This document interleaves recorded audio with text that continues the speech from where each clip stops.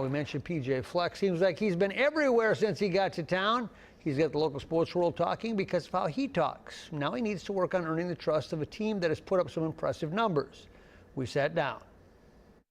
Minnesota's a very interesting job. It's not been at the top of the Big Ten yet. They're coming off a 9-4 season. How do you view the University of Minnesota right now? Well, I think it's a lead opportunity, and for all the reasons why what you just said, that's the reason why I wanted the job. It's a job that I want to be able to sit there and look back in the late 60s and say, okay, that's the last time we won the Big Ten. Well, I want that to become a year in, year out thing here at University of Minnesota, and that's what I want to be able to occur. And it's going to take a lot of work. It's going to take a lot of work from a lot of people. This is not just a football change. This is a cultural change. And I look forward to developing that with the entire Twin City community and the state of Minnesota. Yeah, but you're talking about it, in this locker room, look at the jerseys. These are the players that have played pretty well, 9-4. Yep. The cover's not bare here.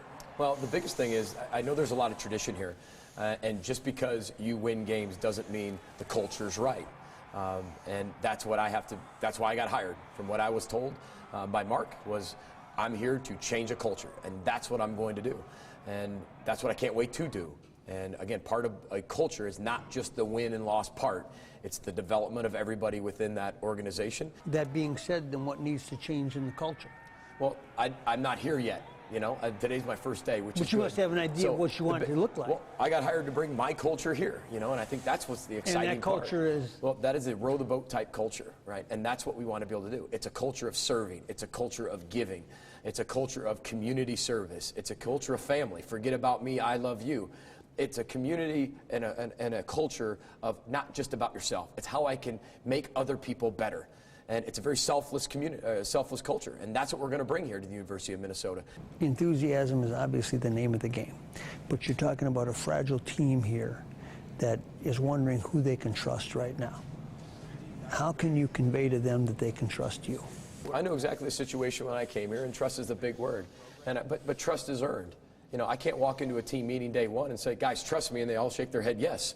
I have to earn that trust. However, I've got to, every day, I start with 100%, right? And if I do something that breaks your trust, I'm going to dip in that, and you'll never get that back. But every day, I start at 100%. I want to end at 100% trust with them and just continue to pile on trust day after trust day after trust day, and eventually they'll trust me.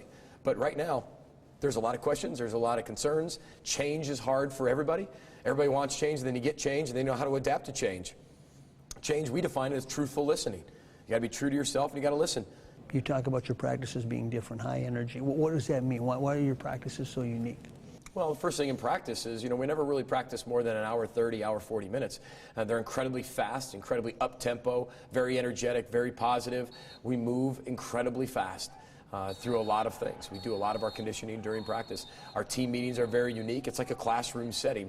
The head football coach, I'm in charge of the how coach. I'm in charge of the culture teaching. I'm in charge of the person, not just the player. Right? So our team meetings are really a classroom setting with a lesson plan to teach some type of lesson that most of it doesn't even have to do anything with football, but can be applied to football. Such as? Give me a life lesson example that you teach them in the class. Well, we've done a lot of things. I mean, we educate our players a lot about leadership. You know, that's the biggest thing we do. Leadership's huge for us.